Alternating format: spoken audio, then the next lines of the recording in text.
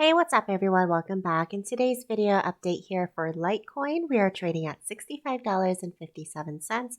24-hour volume, we're down 28%, and market cap, we're down 1.84%. So heading over to our daily chart here, I am zoomed out for the purpose of getting an area of support and our resistance, but most importantly, taking a look at our supply and demand zone. So if we can take a look here, we are in an area where there was really no activity around this dollar price. So it's either that the price pumps up in the volume and the momentum, and we're going to come up to this node here at $68.88, or that the price itself is going to fall below itself and come down to this area of support where we're seeing is $61.52. So these nodes here again are a supply and demand zone. So we may see that the price itself is going to come in from these nodes here at $60.42 all the way to $62.61.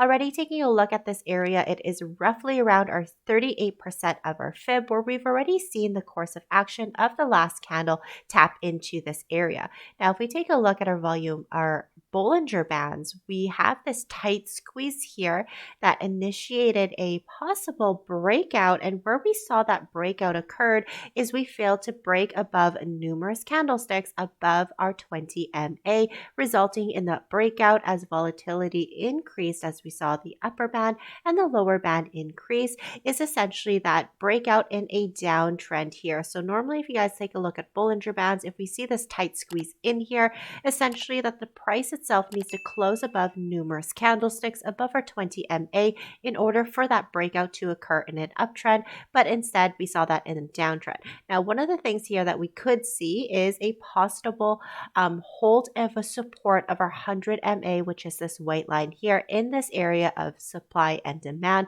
So be very cautious going in today as the momentum itself is strong current here on a daily time frame of our MACD indicator, showing us a bear market. Now, even though we are considered as oversold with our RSI here, it did trigger a buying opportunity in today's candle so far. Be careful, it hasn't closed quite yet, so we want to initiate the closing of this buying opportunity. But if we take a look at the candle or our volume compared to the price action here, we're not getting the volume and the price increase. So again, the volume's not supported with any type of uptrend, so we're most likely going to see price consolidate sideways. Now heading over to our 4-hour time frame. Okay, so again, we are zoomed out to take a look at some areas of resistance, and already we are triggering an area of resistance around 23% of our fib.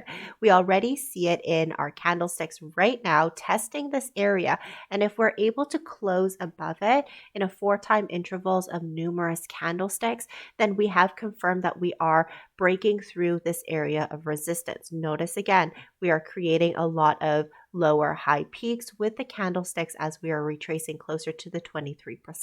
Now, a few factors into this price and this resistance line is number one, our MACD indicator. We can see again, we've had one wave and two waves of very bear markets in a 4-hour time frame. As we are seeing lighter histogram, this trend itself may soon be over. And if it does change from the red over to the green, it is going to have confirmation that we are going to have numerous of those candlesticks coming up again and retesting our next fib retracement, which is the 38% at $66.90. So heading over to the 2-hour time frame compared to the 4-hour time frame where we see the RSI at 60%, we do see that the 2-hour time frame has already changed from the bear market into the green market as well for our MACD indicator, but we are considered as overbought here at 95%.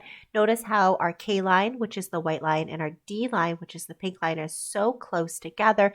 It may trigger a sell opportunity or it may trigger a buying opportunity. Regardless of the fact here, we are going to be hitting this area of resistance, which is our 20 moving average. Again, moving averages can be used as resistance and an area of support. So notice again here that the price action is coming up. However, we do see some huge selling pressure as we see the body itself is near the bottom. And normally when we see this here, it could possibly show us or hint that the sellers are going to soon take over the marketplace here for Litecoin and price is going to get rejected downwards. If we take a look at some areas of support, really in the last couple of courses of candlesticks, we could initiate this node here at $64.30 as an area of support, or more of the lines here where we see these two candlesticks coming down here at below our area of supply and demand at $63.10. So again,